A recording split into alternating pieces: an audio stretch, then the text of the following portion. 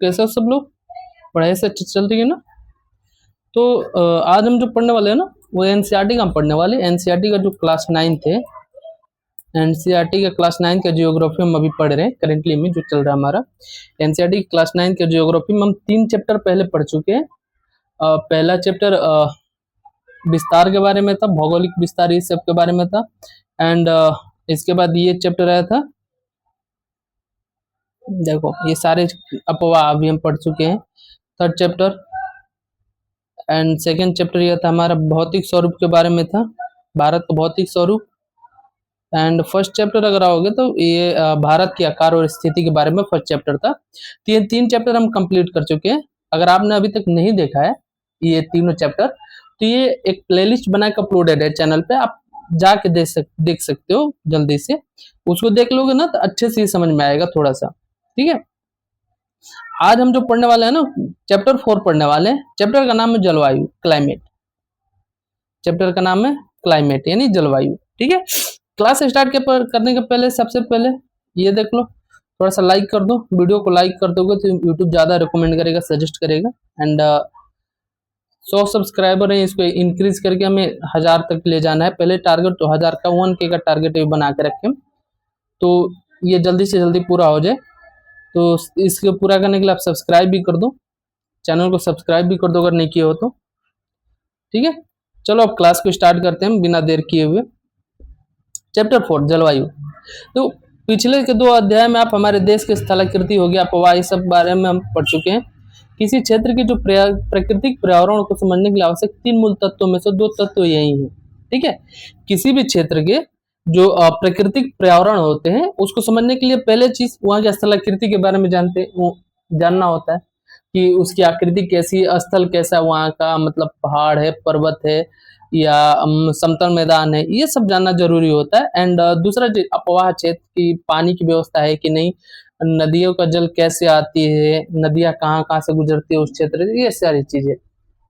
अब तीसरा चीज हमारा है ना, तीसरा चीज वहाँ की जलवायु के बारे में भी जानना हमारा है, यानी तीसरा तत्व अर्थात हमारे देश के वायुमंडलीय अवस्था के बारे में हम इस चैप्टर में पढ़ने वाले हैं, ठीक है। हम दिसंबर में ऊनी वस्त्र क्यों पहनते हैं, अथवा मई का महीना गर्म एवं सुविधाजनक क्यों होता है, जून और जुलाई में वर्षाएं क्यों होती है, इन सभी प्रश्नों को उत्तर आप भारत के जलवायु का अध्ययन करके जान सकते हैं, ठीक है। तो बेसिकली इस पूरे चैप्टर में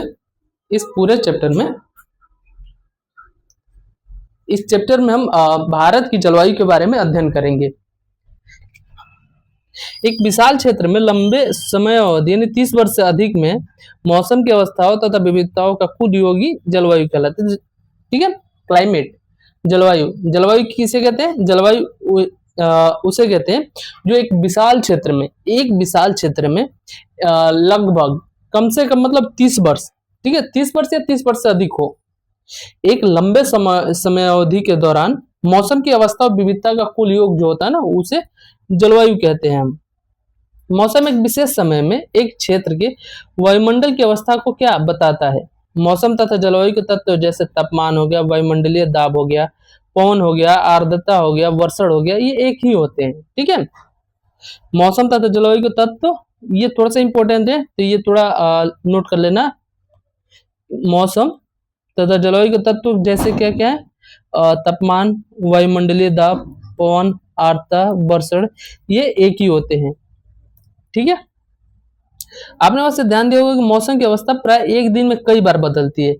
मौसम जो होती है ना, एक दिन में बहुत बार चेंज हो जाती है। देखो कैसे, सुबह उठे हल्का ठंडा मौसम होता है, फिर धीरे धीरे गर्म मौसम हो जाएगा, अचानक से बारिश होना स्टार्ट हो जाएगा, फिर से गर्मी होने लगेगा, फिर से ठंड लगने लगेगा रात होते होते। तो ये एक दिन में बहुत बार चेंज होता है मौसम।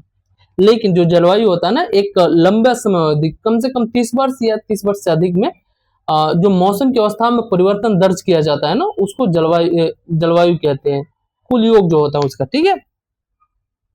मौसम की अवस्था प्राय एक दिन में कई बार बदलती है, लेकिन फिर भी कुछ सप्ताह, कुछ महीने तथा वायुमंडलीय अवस्था लगभग एक समान ही बनी रहती है। जैसे दिन गर्म में या ठंडे, हवादार या शांत, आसमान बादलों से घिरा या साफ तथा आर्द्र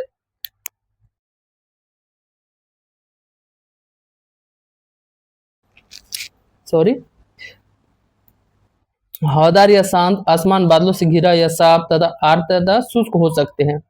महीनों के औसत वायुमंडलीय अवस्था के आधार पर वर्ष को ग्रीष्म या शीत या वर्षा ऋतु में विभाजित किया जाता है। ठीक है, महीनों में औसत वायुमंडलीय जो अवस्था होती है ना, उसके आधार पर वर्ष को कितना 3 पार्ट में डिवाइड किया जाता है। पहला ग्रीष्म ऋतु, दूसरा शीत ऋतु, तीसरा वर्षा ऋतु। विश्व को अनेक जलवायु प्रदेशों में बांटा गया है। क्या आप जानते हैं कि भारत की जलवायु कैसी है तथा ऐसा क्यों है? इस संबंध में हम इस अध्याय में पढ़ेंगे भारत की जलवायु के बारे में। ठीक है, अब यहाँ पे एक हमें इंपॉर्टेंट पॉइंट मिला है जो कि हम मिस नहीं करना चाहिए, किसी को भी नहीं मिस करना चाहिए, नोट डाउन कर लिया करो।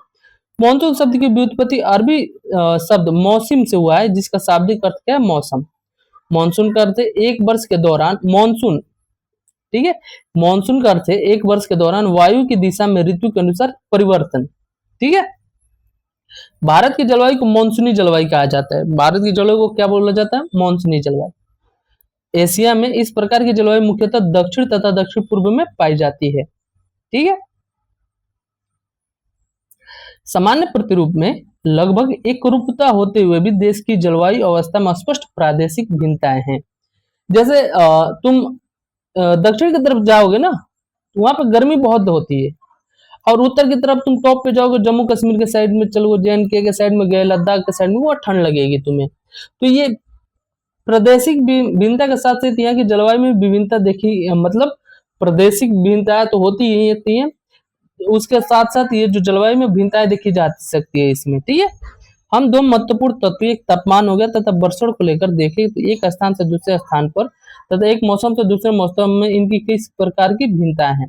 गर्मियों के दिन में राजस्थान के मरुस्थल में कुछ स्थानों का तापमान लगभग 50 डिग्री सेल्सियस तक पहुंच जाता है राजस्थान में। ठीक है, जबकि जम्मू कश्मीर के पहलगाम में तापमान लगभग 20 डिग्री सेंटीग्रेड रहता है। ठीक है, गर्मी के दिन में जो राजस्थान साइड में जाओगे तो वहां 50 डिग्री सेल्सियस तक तापमान पहुंच जाता है, जबकि तुम पहलगाम, जम्मू कश्मीर के पहलगाम क्षेत्र में जा रहे हो, तो वहां 20 डिग्री सेंटीग्रेड ही रहता है। सर्दी की रात अगर तुलना करें तो सर्दी की रात में जम्मू कश्मीर के द्रास में तापमान -45 डिग्री सेंटीग्रेड तक चला जाता है, -45 डिग्री, जबकि तिरुवनंतपुरम में यह 22 डिग्री सेंटीग्रेड हो सकता है। ठीक है, तो जैसे जैसे इसका मतलब स्थल जो स्थान है ना, हमारा प्रादेशिक भिन्नताएं जैसे जैसे बढ़ती है, वैसे वैसे जलवायु में परिवर्तन देखा जा सकता है। दोनों की जलवायु में भिन्नताएं देखी जा सकती है। कुछ क्षेत्रों में रात एवं दिन के तापमान में बहुत अधिक अंतर होता है। थार का मरुस्थल में दिन का तापमान 50 डिग्री सेल्सियस तक हो सकता है, जबकि उसी रात यह नीचे गिरकर 15 डिग्री सेल्सियस तक पहुंच सकता है। दूसरी ओर केरल या अंडमान निकोबार में दिन तथा रात का तापमान लगभग समान ही रहता है। ठीक है, अब वर्षण की ओर ध्यान देते हैं। तो वर्षण के रूप में तथा प्रकार में ही नहीं बल्कि इसकी मात्रा एवं ऋतु के अनुसार वितरण में भी भिन्नता होती है। वर्षा कहीं कहीं ज्यादा होती है, कहीं कहीं कम होती है, कहीं कहीं पे मान लो 150 सेंटीग्रेड है, कहीं 220 सेंटीग्रेड पहुंच गई। ये होता है, ये तुम्हारे देश में ही होता है। देखो कैसे हिमालय में वर्षण अधिकतर हिम के रूप में होता है तथा देश के शेष भाग में यह वर्षा के रूप में होता है। ठीक है, वार्षिक वर्षण में भिन्नता मेघालय में 400 सेंटीमीटर से लेकर लद्दाख और पश्चिमी राजस्थान में 10 सेंटीमीटर से भी कम होती है। इसी चीज की हम बात कर रहे थे। जो लद्दाख वाले मेघालय वाला क्षेत्र है ना, मेघालय वाले क्षेत्र में जो वर्षा होती है वो 400 सेंटीमीटर के लगभग चली जाती है, इतने हाई पे चली जाती है। लेकिन जब लद्दाख वाला क्षेत्र हो गया या उधर से चल जाओ तुम मरुस्थल के साइड यानी पश्चिमी राजस्थान के साइड में, तो वहां 10 सेंटीमीटर से भी कम वर्षा होती है। तो इससे क्या जलवायु में भिन्नताएं होने के साथ साथ वर्षण में भिन्नताएं होती है, कहीं ज्यादा होती है कहीं कम होती है। इससे ये चीज हमें पॉइंट मिल सकता है। ठीक है, देश के अधिकतर भागों में जून से सितंबर तक वर्षा होती है, लेकिन कुछ क्षेत्र जैसे तमिलनाडु तट पर अधिकतर वर्षा अक्टूबर और नवंबर में होती है। ठीक है, देश के मैक्सिमम पार्ट में जून से सितंबर, अभी जो चल रहा है ना ये वर्षा का मौसम है, या वर्षा होती है, हो जाती है, कभी भी हो सकती है। लेकिन तमिलनाडु जैसा क्षेत्र है ना, तमिलनाडु के जो तटीय क्षेत्र हैं वहां पर मैक्सिमम वर्षा ना अक्टूबर और नवंबर में होती है। ठीक है, सामान्य रूप से तटीय क्षेत्रों का तापमान में अंतर कम होता है। देश के आंतरिक भागों में मौसमी ऋतुनिष्ठ अंतर अधिक होता है। उत्तरी मैदान में वर्षा की मात्रा सामान्यतः पूर्व से पश्चिम की ओर घटती जाती है। उत्तरी मैदान में वर्षा की जो मात्रा होती है ना, पूर्व से पश्चिम की तरफ जाने पर घटती जाती है। ये भिन्नताएं लोगों के जीवन में विविधता लाती है, जो उनके भोजन, वस्त्र, घर के प्रकार में दिखाई देती है। अब जहाँ वर्षा ज्यादा हो रही है तो वहां पे जो घर बनाया जाएगा ना, ये जो घर बन रहा है वहां पे, ये जो घर बनेगा ये वर्षा के डिपेंडेंस पे बनेगा। जैसे वर्षा ज्यादा हो रही है तो घर का यहाँ कैसे बनाएंगे, ये थोड़ा सा ऐसे ढलाऊ टाइप का बना देंगे कि पानी ऊपर रुके नहीं, नीचे गिर जाए। मैक्सिमम वर्षा हो रही है तो वर्षा से बचने के लिए। लेकिन जो जहाँ वर्षा बहुत कम हो रही है वहाँ ऐसे भी बना लेते हैं घर लोग, कोई इशू नहीं है उनको। ठीक है, समझ में आ रहा है? चलो अब नेक्स्ट, जलवायु नियंत्रण। किसी भी क्षेत्र की जलवायु को नियंत्रित करने के लिए 6 प्रमुख कारक है। जलवायु को नियंत्रित करने के लिए 6 प्रमुख कारक आते हैं। कौन कौन सा? पहला अक्षांश, तुंगता यानी ऊंचाई, वायु दाब एवं पवन तंत्र, समुद्र से दूरी, महासागरीय धाराएं तथा उच्चावच लक्षण। ठीक है, पृथ्वी की गोलाई के कारण इससे प्राप्त सौर ऊर्जा की मात्रा अक्षांशों के अनुसार अलग अलग होती है। इसके परिणाम स्वरूप तापमान विषुववृत्त से ध्रुवों की ओर सामान्यतः घटता जाता है। ठीक है, पृथ्वी का गोलार्ध जो है ना, उत्तरी गोलार्ध हो गया, दक्षिणी गोलार्ध हो गया, इससे जो प्राप्त सौर ऊर्जा इसको जो प्राप्त होता है अक्षांशों के अनुसार, ये अलग अलग रूप से प्राप्त होता है। जैसे कैसे, देखो टॉप पे ऐसे चले जाओगे ना, उत्तरी गोलार्ध के टॉप पे, तो वहां पे क्या जो सूर्य का प्रकाश होगा बहुत ना के मिलता है, लेकिन विषुववृत्त पे जब जाओगे तो वहां पे थोड़ा ज्यादा मिलता है। ठीक है, तो इसमें तापमान जो विषुववृत्त से ध्रुवों की ओर सामान्यतः क्या होता है, घटते जाता है। टेम्परेचर जो होता है ना विषुववृत्त पर मैक्सिमम होता है एंड ध्रुवों पर मिनिमम होता है। तो जो तुम्हारा तापमान होता है वो विषुववृत्त से लेकर अगर तुम ध्रुवों की तरफ जाओगे ना, ऐसे टर्न होगे, तो ऐसे जो टर्न होगे तुम जाओगे ध्रुवों की तरफ, मान लो ये विषुववृत्त है, यहाँ से अगर तुम ऊपर जा रहे हो ना तो ये क्या होगा, यहाँ का टेम्परेचर क्या होगा, कम होते जाएगा। ठीक है, जब कोई व्यक्ति पृथ्वी की सतह से ऊंचाई की ओर जाता है तो वायुमंडल की सघनता कम हो जाती है तथा तापमान घट जाता है। ये चीज हम पहले भी पढ़ चुके हैं, एक बार फिर से तुम रिकॉल कर लो कि जब तुम ऊपर की साइड जाते हो ना तो जब हाइट बढ़ता है ना तो टेम्परेचर भी बढ़ता है, सॉरी टेम्परेचर कम होता है। हाइट बढ़ता है तो टेम्परेचर कम होता है, और हाइट जब ऊपर नीचे का डिपेंडेंस है, जब ऊपर तुम जाओगे ना ऊंचाई तुम्हारी बढ़ेगी, ऊंचाई जैसे जैसे बढ़ेगी टेम्परेचर क्या होगा, डाउन होते जाएगा, लेकिन ऊंचाई जैसे जैसे नीचे की तरफ तुम जाओगे टेम्परेचर क्या होगा, बढ़ते जाएगा। ठीक है, तो जैसे जैसे सतह से ऊंचाई बढ़ती जाएगी तो वायुमंडल की क्या सघनता क्या होगी, कम होती जाएगी, और तापमान क्या होगा, घटता जाएगा। इसलिए पहाड़ियां गर्मी के मौसम में भी क्या होती है, ठंडी होती है। किसी भी क्षेत्र का वायु दाब एवं पवन तंत्र उस स्थान के अक्षांश ऊंचाई पर क्या निर्भर करता है। ठीक है, किसी भी क्षेत्र का जो वायु दाब हो गया या पवन तंत्र हो गया, उस स्थान के अक्षांश तथा ऊंचाई पर निर्भर करता है। इस प्रकार यह तापमान एवं वर्षा के वितरण को प्रभावित करता है। समुद्र का जलवायु पर समकारी प्रभाव पड़ता है। जैसे जैसे समुद्र से दूरी बढ़ती है यह प्रभाव क्या होता है, कम होता जाता है एवं लोग विषम मौसमी अवस्थाओं को महसूस करते हैं। इसे महाद्वीपीय अवस्था गर्मी में बहुत अधिक गर्म और सर्दी में बहुत अधिक ठंड कहते हैं। ठीक है, इसे विषम मौसमी अवस्था को महसूस करते हैं।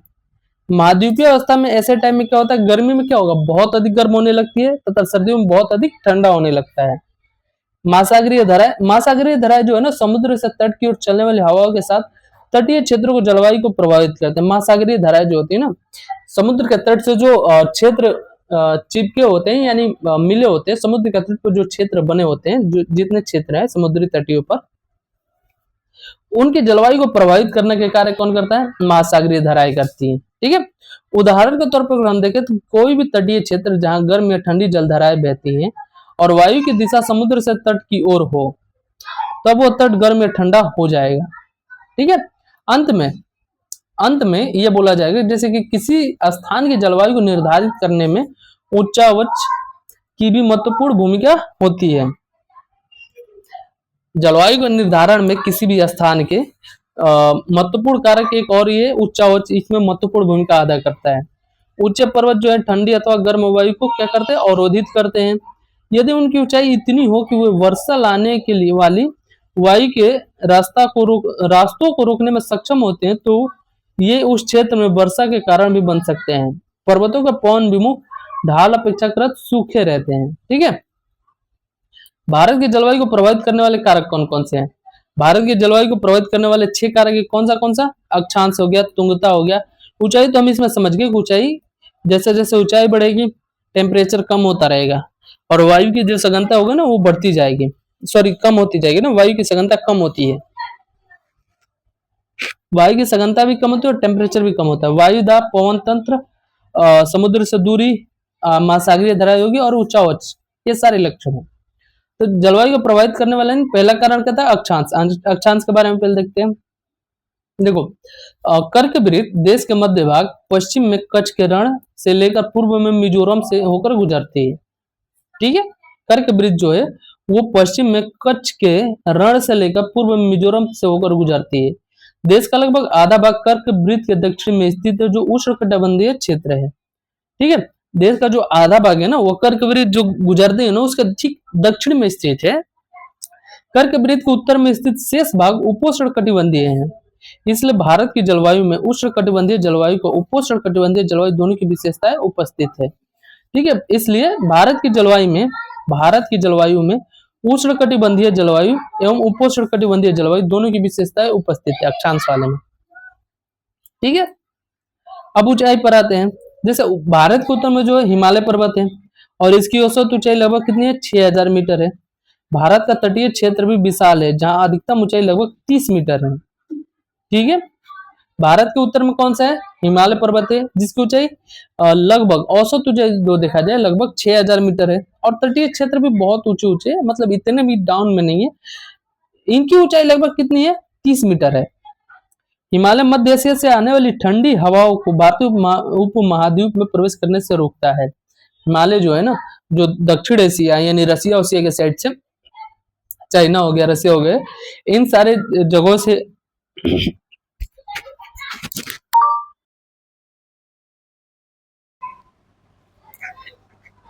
सॉरी इन सारे देशों से ना जो ठंडी हवाएं आती हैं, जो ठंडी हवाएं भारतीय उपमहाद्वीप में प्रवेश करती उसको हिमालय वहीं पर रोक लेता है और भारतीय उपमहाद्वीप में ना प्रवेश करने से इनको रोकता है। इन्हीं पर्वतों के कारण इस क्षेत्र में मध्य एशिया की तुलना में ठंड कम पड़ती है। बस इसी के कारण भारत में जो ठंड बहुत हेवी पड़ना चाहिए वो बहुत कम पड़ती है, क्योंकि हिमालय उसको वहीं पर रोक लेता है। तीसरा पॉइंट है वायु दाब एवं पवन। भारत में जलवायु तथा संबंधित मौसमी अवस्थाएं निम्नलिखित वायुमंडलीय अवस्थाओं से संचालित होती है। पहला पॉइंट वायु दाब एवं धरातलीय पवन है, दूसरा ऊपरी वायु परिसंचरण तथा तीसरा पश्चिमी चक्रवाती विक्षोभ एवं उष्णकटिबंधीय चक्रवात। ठीक है, भारत उत्तर पूर्वी व्यापारिक पौने ट्रेड विंड वाले क्षेत्र में स्थित है। ये पौने उत्तरी गोलार्ध के उपोष्णकटिबंधीय उच्च दाब पट्टियों से उत्पन्न होती है। ये दक्षिण की ओर बहती है। कोरियोलिस बल के कारण दक्षिण दाहिनी और विक्षेपित होकर विषुवतीय निम्न दाब वाले क्षेत्रों की ओर बढ़ती है। ठीक है, भारत का जो है ना व्यापारिक पौने उत्तर पूर्वी पौने होती है। उत्तर पूर्वी की तरफ जो पौने प्रवाहित होती है वो व्यापारिक पौने होती है, यानी ट्रेड विंड्स कहते हैं इसको हम। तो भारत उत्तर पूर्वी व्यापारिक पौनों वाले क्षेत्र में स्थित है। जो ट्रेड विंड वाले क्षेत्र में भारत स्थित है और जो ये ट्रेड विंड है यानी व्यापारिक पौने हैं, ये उत्तरी गोलार्ध के उपोष्णकटिबंधीय क्षेत्र के उपोष्णकटिबंधीय जो उच्च दाब पट्टियों से उत्पन्न होते हैं, उपोष्णकटिबंधीय उच्च दाब पट्टियों से जो उत्पन्न होते हैं, इनसे होकर ये दक्षिण की ओर बहती है। व्यापारिक पौने इनसे होकर क्या किस साइड बहती है, दक्षिण की ओर बहती है और व्यापारिक पौने कोरियोलिस बल के कारण दाहिनी ओर विक्षेपित हो जाती है और विषुवतीय निम्न दाब वाले क्षेत्रों की ओर यह बढ़ती है। ठीक है, सामान्यतः इन पवनों में नमी की मात्रा बहुत कम होती है। इन पवनों में सामान्यतः नमी की मात्रा बहुत कम होती है क्योंकि यह स्थलीय भागों पर उत्पन्न होती है एवं बहती है। इसलिए इन पवनों के द्वारा वर्षा कम या नहीं होती है। इस पर भारत को शुष्क क्षेत्र होना चाहिए, लेकिन ऐसा नहीं है। देखो कोरियोलिस बल क्या होता है, पहले ये देखते हैं। कोरियोलिस बल पृथ्वी के घूर्णन के कारण उत्पन्न आभासी बल को क्या बोलते हैं, कोरियोलिस बल कहते हैं। ठीक है, पृथ्वी के घूर्णन के कारण उत्पन्न जो आभासी बल उत्पन्न होता है, पृथ्वी के घूर्णन के कारण जो आभासी बल उत्पन्न होता है उसे हम कौन सा बल बोलते हैं, कोरियोलिस बल कहते हैं। ठीक है, इस बल के कारण पौने उत्तरी गोलार्ध में दाहिनी तथा दक्षिण गोलार्ध में बाईं की ओर विक्षेपित हो जाती है। ठीक है, कोरियोलिस बल के कारण जो पौने प्रवाहित होती है ना, उत्तरी गोलार्ध में दाहिना साइड और दक्षिण गोलार्ध में बाएं साइड में विक्षेपित हो जाती है और इसे फेरेल का नियम भी कहा जाता है। ठीक है, भारत की वायु दाब पवन तंत्र अद्वितीय है। शीत ऋतु में हिमालय के उत्तर में उच्च दाब होता है। इस क्षेत्र की ठंडी शुष्क हवाएं दक्षिण में निम्न दाब वाले महासागरीय क्षेत्र के ऊपर बहती है। ग्रीष्म ऋतु में आंतरिक एशिया में उत्तर पूर्वी भारत के ऊपर निम्न दाब का क्षेत्र क्या होता है, उत्पन्न हो जाता है। इसके कारण गर्मी के दिनों में वायु की दिशा पूरी तरह से परिवर्तित हो जाती है। वायु दक्षिण में स्थित हिंद महासागर के उच्च दाब वाले क्षेत्र से दक्षिण पूर्वी दिशा में बहते हुए विषुवत वृत्त के पार कर दाहिनी ओर मुड़ते हुए भारतीय उपमहाद्वीप में स्थित निम्न दाब की ओर बहने लगता है। ठीक है, इन्हें दक्षिण पश्चिम मानसून पवनों के नाम से जाना जाता है। दक्षिण पश्चिम, देखो क्या होता है ना,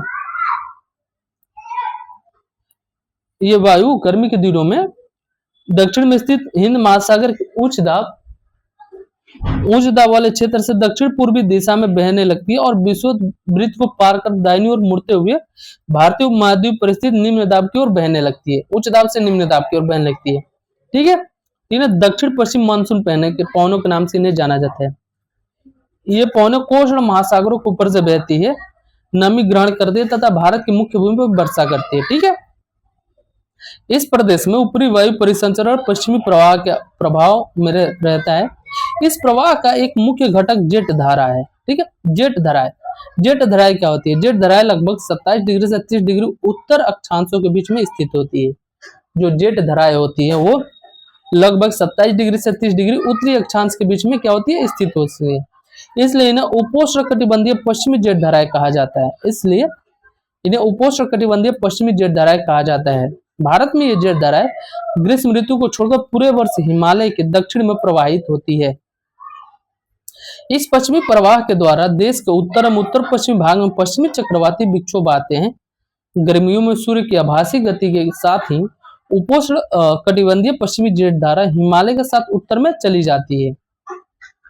ठीक है, हिमालय के उत्तर में चली जाती है पश्चिमी जो जेट धारा होती है। एक पूर्वी जेट धारा जिसे उपोष्ण कटिबंधीय पूर्वी जेट धारा कहा जाता है, गर्मी के महीनों में प्रायद्वीपीय भारत के ऊपर लगभग 14 डिग्री उत्तरी अक्षांश में ये प्रवाहित होती है। जेट धारा क्या है? जेट धारा एक संकरी पट्टी में स्थित क्षोभ मंडल में अत्यधिक ऊंचाई यानी 12,000 मीटर से भी अधिक वाली पश्चिमी हवाएं होती है। इनकी गति जो होती है ना, गर्मी में 110 किलोमीटर प्रति घंटा एवं सर्दी में 184 किलोमीटर प्रति घंटा होती है। बहुत सी अलग अलग जेट धाराओं की पहचाना गया है। उनमें सबसे स्थिर मध्य अक्षांश एवं उपोष्ण कटिबंधीय जेट धाराएं हैं। पश्चिमी चक्रवातीय विक्षोभ, पश्चिमी चक्रवातीय विक्षोभ क्या है? सर्दी के महीनों में उत्पन्न होने वाला पश्चिमी चक्रवातीय विक्षोभ भूमध्य सागरीय क्षेत्र से आने वाले पश्चिमी प्रवाह के कारण होता है। वे प्राय भारत के उत्तर एवं उत्तर पश्चिमी क्षेत्रों को प्रभावित करते हैं। उष्णकटिबंधीय चक्रवात मानसूनी महीनों के साथ साथ अक्टूबर, ये सारी चीजें पढ़ने की आवश्यकता नहीं। बाकी ये मैप तुम देख सकते हो। मैप में देखो, ये हिंद महासागर की साइड से ऊपर से जा रही है, अरब सागर, ये बंगाल की खाड़ी से आ रही है। ये सारी चीजें, ये प्रवाह है। ये जो प्रवाह है ना, इसको तुम अच्छे से देख लेना। मैप के बेसिस पे तुम अच्छे से समझ पाओगे। ठीक है, भारतीय मानसून के बारे में बात करते हैं अब हम भारतीय मानसून के बारे में बात करते हैं। तो भारत की जो जलवायु है ना, मानसूनी पवनों से बहुत अधिक प्रभावित होती है। ठीक है, ऐतिहासिक काल में भारत आने वाली नाविकों ने सबसे पहले मानसून परिघटना पर ध्यान दिया था। ठीक है, पवन तत्व की दिशा उलट जाने, उत्क्रमण के कारण उन्हें क्या हुआ? लाभ हुआ, क्योंकि उनके जहाज पवन के प्रवाह की दिशा पर निर्भर थे। अरबवासी जो व्यापारी की तरह भारत आए थे, उन लोगों ने पवन तंत्र के इस मौसमी उत्क्रमण को मानसून का नाम दिया। मानसून का प्रवाह उष्णकटिबंधीय क्षेत्रों में लगभग 20 डिग्री उत्तर एवं 20 डिग्री दक्षिण के बीच रहता है। मानसून का जो प्रभाव होता है ना, उष्णकटिबंधीय क्षेत्रों में लगभग 20 डिग्री उत्तर एवं 20 डिग्री दक्षिण के बीच में रहता है। मानसून की प्रक्रिया को समझने के लिए निम्नलिखित तथ्य महत्वपूर्ण है। पहला पॉइंट, स्थल तथा जल के गर्म एवं ठंडे होने की विभेदी प्रक्रिया के कारण भारत के स्थल भाग पर निम्न दाब का क्षेत्र उत्पन्न होता है, जबकि इसके आसपास का समुद्रों के ऊपर उच्च दाब का क्षेत्र बनता है। ठीक है, दूसरा पॉइंट, ग्रीष्म ऋतु के दिनों में अंततः उष्णकटिबंधीय अभिसरण क्षेत्र की स्थिति गंगा के मैदान की ओर खिसक जाती है। यह विषुवतीय गर्त है जो प्राय विषुवत वृत्त पर 5 डिग्री उत्तर में स्थित है। इसे मानसून ऋतु में मानसून गर्त के नाम से भी जाना जाता है। तीसरा पॉइंट, हिंद महासागर में मेडागास्कर के पूर्व लगभग 20 डिग्री दक्षिण अक्षांश के ऊपर उच्च दाब वाला क्षेत्र होता है। इस उच्च दाब वाले क्षेत्र की स्थिति तथा तीव्रता भारतीय मानसून को प्रभावित करती है। और उसके बाद चौथा पॉइंट है, ग्रीष्म ऋतु में तिब्बत का पठार बहुत अधिक गर्म हो जाता है, जिसके परिणाम स्वरूप पठार के ऊपर समुद्र तल के लगभग 9 किलोमीटर की ऊंचाई पर तीव्र ऊर्ध्वाधर वायु धाराओं एवं उच्च दाब का क्या निर्माण होता है। पांचवा पॉइंट, ग्रीष्म ऋतु में हिमालय के उत्तर पश्चिमी जेट धाराओं तथा भारतीय प्रायद्वीप के ऊपर उष्णकटिबंधीय पूर्वी जेट धाराओं का प्रभाव होता है।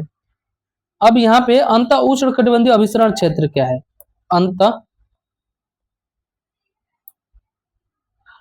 अंत उष्णकटिबंधीय अभिसरण क्षेत्र ये कैसे बनता है? ITCZ इसको बोलते हैं हम, ठीक है। अंत उष्णकटिबंधीय अभिसरण क्षेत्र ये विषुवतीय अक्षांशों में विस्तृत गर्त एवं निम्न दाब को क्षेत्र में होता है। यहीं पर उत्तर पूर्वी एवं दक्षिण पूर्वी व्यापारिक पौने आपस में मिलती है। यह अभिसरण क्षेत्र विषुवत वृत्त के लगभग समानांतर होता है, लेकिन सूर्य की आभासी गति के साथ साथ यह उत्तर तथा दक्षिण की ओर खिसकता है, ठीक है। अंत जो है, इसके अतिरिक्त दक्षिण महासागरों के ऊपर दाब की अवस्थाओं में परिवर्तन भी मानसून को प्रभावित करता है। सामान्यतः जब दक्षिण प्रशांत महासागर के उष्णकटिबंधीय पूर्वी भाग में उच्च दाब होता है, तब हिंद महासागर के उष्णकटिबंधीय पूर्वी भाग में निम्न दाब होता है। लेकिन कुछ विशेष वर्षों में वायु दाब की स्थिति क्या होती है? विपरीत हो जाती है तथा पूर्वी प्रशांत महासागर के ऊपर हिंद महासागर की तुलना में निम्न दाब का क्षेत्र बन जाता है। दाब की अवस्था में यह नियतकालिक परिवर्तन को दक्षिणी दोलन के नाम से जाना जाता है। डार्विन उत्तरी ऑस्ट्रेलिया जैसे हिंद महासागर के 12 डिग्री 30 मिनट दक्षिण और 131 डिग्री पूर्व तथा ताहिती प्रशांत महासागर में 18 डिग्री दक्षिण या 49 डिग्री पश्चिम के दाब के अंतर की गणना महसूस तीव्रता के पूर्वानुमान के लिए की जाती है।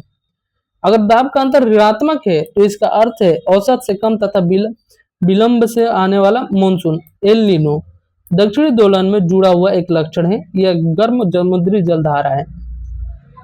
ये जो एल नीनो है ना, ये गर्म समुद्री जलधारा है।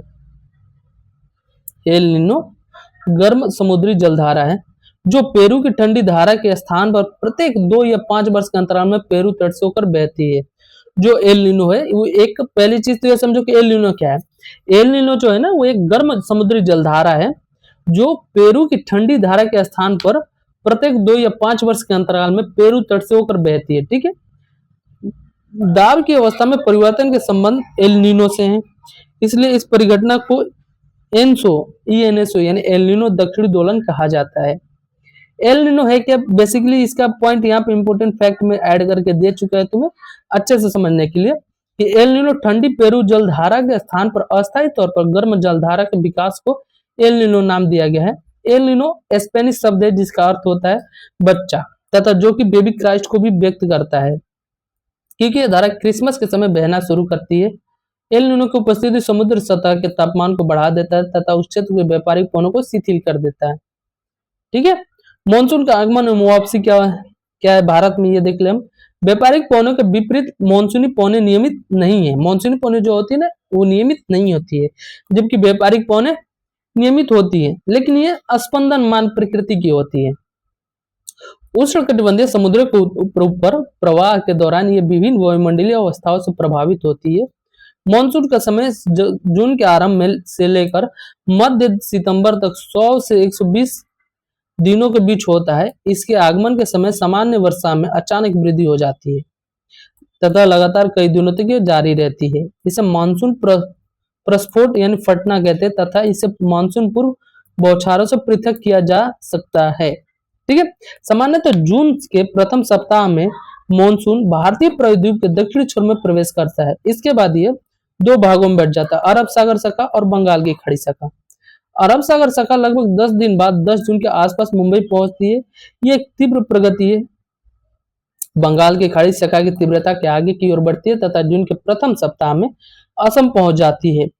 उच्च पर्वतों के कारण मानसूनी पौनी जो होती है वो पश्चिम में गंगा के मैदानों पर मुड़ जाती है तथा मध्य जून तक अरब सागर शाखा यानी सौराष्ट्र, कच्छ और देश के मध्य भागों में ये पहुंच जाती है। अरब सागर शाखा एवं बंगाल की खाड़ी शाखा दोनों गंगा के मैदान के उत्तर पश्चिम भाग में आपस में मिल जाती है। दिल्ली में सामान्यतः मानसूनी वर्षा बंगाल की खाड़ी शाखा से जून के अंतिम सप्ताह में लगभग 29 जून तक होती है। जुलाई के प्रथम सप्ताह को मानसून पश्चिमी उत्तर प्रदेश पंजाब, हरियाणा, पूर्वी राजस्थान में पहुंच जाता है। मध्य जुलाई तक मानसून हिमाचल प्रदेश एवं देश के शेष हिस्सों में पहुंच जाता है। ठीक है, मानसून की वापसी जो होती है ना, वो अपेक्षाकृत एक क्रमिक क्रिया है जो भारत के उत्तर पश्चिमी राज्यों से सितंबर में प्रारंभ हो जाती है। मध्य अक्टूबर तक मानसून प्रायद्वीप के उत्तरी भाग में पूरी तरह पीछे हट जाता है। प्रायद्वीप के दक्षिणी आधे भाग में वापसी की गति तीव्र होती है तथा दिसंबर के प्रारंभ तक देश के शेष भाग से मानसून की वापसी हो जाती है। द्वीपों पर मानसून की सबसे पहली वर्षा होती है। यह क्रमशः दक्षिण से उत्तर की ओर अप्रैल के अंतिम सप्ताह से लेकर मई के प्रथम सप्ताह तक होती है। मानसून की वापसी भी क्रमशः दिसंबर का प्रथम सप्ताह से जनवरी के प्रथम सप्ताह तक उत्तर से दक्षिण की ओर होती है। इस समय देश का शेष भाग शीत ऋतु के प्रभाव में होता है। ठीक है, मानसून की वापसी, मानसून कब आता है देश में? पहले मानसून का आगमन जब देश में कब होता है? मुंबई के साइड से 10 जून को होता है एंड धीरे धीरे ये पूरा का पूरा फैलता है। एंड वापसी कब होती है? मानसून की वापसी दिसंबर के प्रथम सप्ताह में से लेकर जनवरी के प्रथम सप्ताह के बीच में हो जाती है। ठीक है, ऋतुओं के बारे में जानते हैं। ऋतु कितने हैं भारत में? मानसूनी जलवायु की विशेषता एक विशिष्ट मौसमी प्रतिरूप है। ठीक है, एक ऋतु से दूसरे ऋतु में मौसम की अवस्थाओं के बहुत अधिक परिवर्तन होता है। विशेषकर देश के आंतरिक भागों में यह परिवर्तन अधिक मात्रा में परिलक्षित होते हैं। भारत की जो मुख्यतः 4 ऋतुओं को पहचाना जाता है। भारत में जो होता है वो मुख्यतः 4, पहला है शीत ऋतु, दूसरा ग्रीष्म तथा कुछ क्षेत्रीय विविधताओं के साथ मानसून का आगमन तो वापसी का काल होता है। जो शीत ऋतु, उत्तरी भारत में शीत ऋतु लगभग मध्य नवंबर से आरंभ होकर फरवरी तक रहती है। भारत के उत्तरी भाग में दिसंबर और जनवरी सबसे ठंडे महीने होते हैं। भारत के उत्तरी भाग में जो दिसंबर और जनवरी होता है यह सबसे ठंडा महीना होता है। तापमान जो होता है ना इस क्षेत्र में, तापमान दक्षिण से उत्तर की ओर बढ़ने पर घटता जाता है। पूर्वी तट पर चेन्नई का औसत तापमान 24 डिग्री सेल्सियस से 25 डिग्री सेल्सियस के बीच में होता है पूर्वी तट पर, जबकि उत्तरी मैदान में ये 10 डिग्री सेल्सियस से 15 डिग्री सेल्सियस के बीच में होता है। ठीक है, ऐसे टाइम में दिन में जो गर्म तथा रातें ठंडी होती है। उत्तर में तुषारपात सामान्य होता है तथा हिमालय में ऊपरी ढालों पर हिमपात होता है। इस ऋतु में देश में उत्तर पूर्वी व्यापारिक पवनें जो होती है ना, उत्तर पूर्वी व्यापारिक पवनें प्रवाहित होती है। ये स्थल से समुद्र की ओर बहती है तथा इसलिए देश के अधिकतर भाग में शुष्क मौसम होता है। इन पवनों के कारण कुछ मात्रा में वर्षा तमिलनाडु के तट पर होती है क्योंकि यहाँ के ये पवनें समुद्र स्थल की ओर बहती है। ठीक है, नेक्स्ट है देश के उत्तरी भाग में एक कमजोर उच्च दाब का क्षेत्र बन जाता है जिससे हल्की पवनें इस क्षेत्र से बाहर की ओर प्रवाहित होती है। एंड उच्चावच से प्रभावित होकर ये पवन उत्तर पश्चिम तथा उत्तर पश्चिम में गंगा घाटी में यह बहती है। सामान्यतः इस मौसम में आसमान साफ, तापमान तथा आर्द्रता कम एवं पवनें शिथिल तथा परिवर्तित होती है। शीत ऋतु में उत्तरी मैदान में पश्चिम एवं उत्तर पश्चिम से चक्रवाती विक्षोभ का अंतर प्रवाह विशेष लक्षण है। यह कम दाब वाली प्रणाली भूमध्य सागर एवं पश्चिमी एशिया के ऊपर उत्पन्न होती है तथा पश्चिमी पवनों के साथ भारत में प्रवेश करती है। इसके कारण शीतकाल में मैदानों में वर्षा होती है तथा पर्वतों पर हिमपात जिसकी उस समय बहुत अधिक आवश्यकता होती है। यद्यपि शीतकाल में वर्षा, जिसे स्थानीय तौर पर महावट कहा जाता है, की कुल मात्रा कम होती है, लेकिन यह रबी फसलों के बहुत ही महत्वपूर्ण होती है। प्रायद्वीपीय भागों में शीत ऋतु स्पष्ट नहीं होती है। समुद्री पवनों के प्रभाव के कारण शीत ऋतु में भी यहाँ तापमान के प्रारूप में न के बराबर परिवर्तन होता है। ग्रीष्म ऋतु, सूर्य जो है सूर्य के उत्तर की ओर आभासी गति के कारण भूमंडलीय ताप पट्टी उत्तर की ओर खिसक जाती है। मार्च से मई तक भारत में ग्रीष्म ऋतु होती है। ताप पट्टी के स्थानांतरण के प्रभाव का पता विभिन्न अक्षांशों पर मार्च से मई के दौरान रिकॉर्ड किए जाते हैं। तापमान को देखकर लगाया जा सकता है। मार्च में जैसे होता है कि दक्कन के पठार का जो उच्च तापमान है ना वो लगभग 38 डिग्री सेल्सियस होता है तथा अप्रैल में मध्य प्रदेश और गुजरात का तापमान जो 42 डिग्री सेल्सियस की औसतन पर चला जाता है। मई में देश के उत्तर पश्चिमी भाग का तापमान सामान्यतः 45 डिग्री सेल्सियस होता है, जबकि प्रायद्वीपीय भारत में समुद्री प्रभाव के कारण तापमान क्या होता है, कम होता है। देश के उत्तरी भाग में ग्रीष्म काल में तापमान में क्या होती है, वृद्धि होती है तथा वायुदाब में कमी आती है। उत्तरी भाग में ग्रीष्म काल में तापमान में वृद्धि होती है लेकिन वायुदाब में एयर प्रेशर में क्या होती है, कमी आती है। मई के अंत में उत्तर पश्चिम में थार के रेगिस्तान से लेकर पूर्व एवं दक्षिण पूर्व में पटना तथा छोटा नागपुर पठार तक का कम दाब का लंबवत क्षेत्र उत्पन्न होता है। पवन का परिसंचरण इस गर्त के चारों ओर प्रारंभ होता है। लू ग्रीष्मकाल का एक प्रभावी लक्षण है। ये धूल भरी गर्म एवं शुष्क पवनें होती है जो कि दिन के समय में भारत के उत्तर एवं उत्तर पश्चिमी क्षेत्रों में चलती है। कभी कभी यह देर शाम तक जारी रहती है। इस हवा का सीधा प्रभाव घातक भी हो सकता है। लू जो होती है, लू जो बहती है, ठीक। उत्तरी भारत में मई महीने के दौरान सामान्यतः धूल भरी आंधियां चलती है। यह आंधियां अस्थायी रूप से आराम पहुंचाती है क्योंकि यह तापमान को कम कर देती है तथा अपने साथ ठंडे समीर और हल्की वर्षा भी लाती है। इस मौसम में कभी कभी तीव्र हवाओं के साथ गरज वाली मूसलाधार वर्षा भी होती है। इसके साथ प्रायः हिमवृष्टि भी होती है। वैशाख के महीने में होने के कारण पश्चिम बंगाल में से काल बैसाखी भी कहते हैं। ग्रीष्म ऋतु के अंत में कर्नाटक एवं केरल में प्राय पूर्व मानसूनी वर्षा होती है। इसके कारण आम जल्दी पक जाता है तथा प्राय इसे आम्र वर्षा भी कहा जाता है। वर्षा ऋतु या मानसून का आगमन जून के प्रारंभ में उत्तरी मैदानों में निम्न दाब की अवस्था तीव्र हो जाती है। ये दक्षिणी गोलार्ध की व्यापारिक पवनों को आकर्षित करती है। ये दक्षिण पूर्व व्यापारिक पवनें दक्षिणी समुद्र के उपोष्णकटिबंधीय क्षेत्रों में उत्पन्न होती है। चूंकि ये पवनें गर्म महासागरों के ऊपर से होकर गुजरती है, इसलिए अपने साथ इस महाद्वीप को बहुत अधिक मात्रा में नमी लाती है। ये पवनें तीव्र होती है तथा 30 किलोमीटर प्रति घंटे के औसत वेग से चलती है। सुदूर उत्तर पूर्वी भाग को छोड़कर यह मानसूनी पवनें देश के शेष भाग में लगभग एक महीने में पहुंच जाती है। दक्षिण पश्चिम मानसून का भारत मंत्रवा यहाँ के मौसम को पूरी तरह परिवर्तित कर देता है। मौसम के प्रारंभ में पश्चिमी घाट के पवन विमुखी भागों में भारी वर्षा यानी लगभग 250 सेंटीमीटर से अधिक होती है। दक्कन का जो पठार है एवं मध्य प्रदेश के कुछ भाग में भी वर्षा होती है। यद्यपि यह क्षेत्र वृष्टि छाया क्षेत्र में आते हैं, अतः इस मौसम में अधिकतर वर्षा देश के उत्तर पूर्वी भागों में होती है।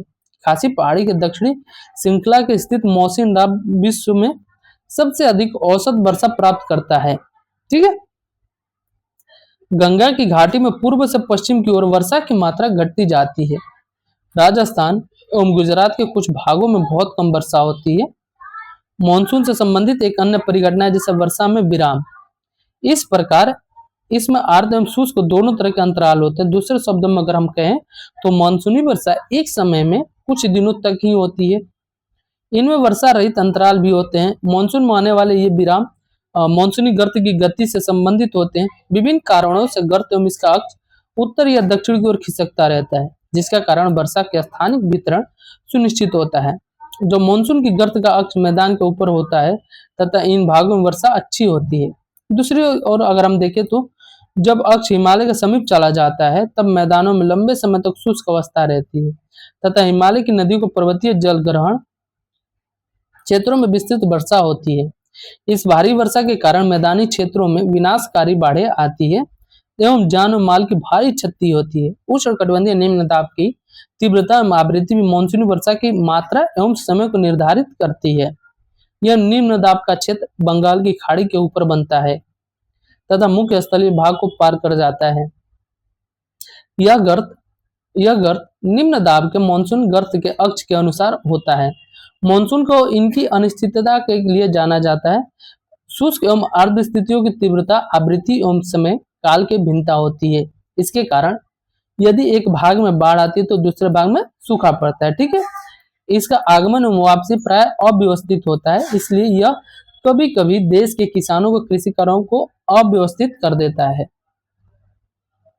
अब इसके बाद ये दो ये है, इसके बाद ये है, इसके बाद एक मोनोलॉग यहाँ पे आएगा, मतलब खत्म है। अब चलो मानसून की वापसी के बारे में जानते हैं। मानसून की वापसी कब होती है? परिवर्तनीय मौसम होते हैं जो, ठीक है। अक्टूबर नवंबर के दौरान दक्षिण की तरफ सूर्य की आभासी गति के कारण मानसून गर्त या निम्न दाब वाला गर्त उत्तरी मैदानों के ऊपर शिथिल हो जाता है। धीरे धीरे उच्च दाब प्रणाली इसका स्थान ले लेती है। दक्षिण पश्चिम मानसून शिथिल हो जाते हैं तथा धीरे धीरे पीछे की ओर हटने लगते हैं। ठीक है। अक्टूबर के प्रारंभ में मानसूनी पवनें उत्तर के मैदान से हट जाती हैं। अक्टूबर और नवंबर का महीना गर्म वर्षा ऋतु से शीत ऋतु में परिवर्तन काल होता है। मानसून की वापसी होने से आसमान साफ एवं तापमान में वृद्धि हो जाती है। दिन का तापमान जो होता है वो उच्च होता है, जबकि रातें की ठंडी और सुहावनी होती है। स्थल अभी भी आर्द्र होता है। उच्च तापमान वार्ता वाली अवस्था के कारण दिन का मौसम असहनीय हो जाता है। इसे सामान्यतः क्वार की उमस के नाम से जाना जाता है। अक्टूबर के उत्तरार्ध में विशेषकर उत्तरी भारत में तापमान तेजी से गिरने लगता है। मौसिनराम जो है ना, मौसिनराम विश्व में सबसे अधिक वर्षा वाला क्षेत्र है तथा स्टेलेग्माइट और स्टेलेक्टाइट गुफाओं के लिए प्रसिद्ध है। नवंबर के प्रारंभ में उत्तर पश्चिम भारत के ऊपर निम्न दाब वाली अवस्था बंगाल की खाड़ी पर स्थानांतरित हो जाती है। यह स्थानांतरण चक्रवाती निम्न दाब से संबंधित होता है, जो कि अंडमान सागर के ऊपर उत्पन्न होता है। ये चक्रवात सामान्यतः भारत के पूर्वी तट को पार करते हैं, जिनके कारण व्यापक और भारी वर्षा होती है। ये उष्णकटिबंधीय चक्रवात प्राय विनाशकारी होते हैं। ठीक है। बाकी यहाँ पे गोदावरी नदी होगी, कृष्णा, या कावेरी नदियों में सघन आबादी वाले डेल्टा प्रदेशों में अक्सर ये चक्रवात आते रहते हैं, जिसके कारण बड़े पैमाने पर जान और माल की क्षति होती है। ठीक है। अब ये वर्षा का वितरण बता कि वर्षा का वितरण हर जगह, वर्षा का वितरण जो होता है ना, हर पॉइंट पर हर जगह चेंजिंग होता है। जैसे मौसिनराम में जो मौसिनराम हो गया, जैसे उत्तर पूर्वी भारत में लगभग ये पश्चिमी तट वाले भाग हो गए या उत्तर पूर्वी भारत हो गए, यहाँ पे 400 सेंटीमीटर वार्षिक वर्षा होती है। लेकिन तुम पश्चिमी राजस्थान चले जाओ या पंजाब, हरियाणा या गुजरात के कुछ भागों में चले जाओ, वहां पे 60 सेंटीमीटर से भी कम वर्षा होती है। तो वर्षा का वितरण जो है हर जगह समान नहीं है, असमान है। ठीक है। बाकी ये मानसून का एक तक परिचायक है। ये जो क्वेश्चन दिख रहा है ना, क्वेश्चन तुम सॉल्व करोगे। क्वेश्चन सॉल्व नहीं हो रहा तो तुम इसे कमेंट में बताओगे हमें कि ये सॉल्व नहीं हो रहा है, बाकी उस पर हम फिर से चर्चा करेंगे हम। ठीक है। बाकी हम कल के क्लास में जो है ना, ये अभी तो ये चैप्टर खत्म हो गया, कल के क्लास में हम चैप्टर 5 पर चर्चा करेंगे। चैप्टर का नाम है प्राकृतिक वनस्पति वन्य प्राणी पे। ठीक है। तब तक वीडियो को लाइक करो और नए हो तो चैनल को सब्सक्राइब मार के जाओ, ताकि आने वाली जो सारी वीडियो है ना, उसका अपडेट तुम्हें जल्दी जल्दी से मिलता रहे। ठीक है। मिलते हैं फिर नेक्स्ट वीडियो में, नेक्स्ट क्लास में।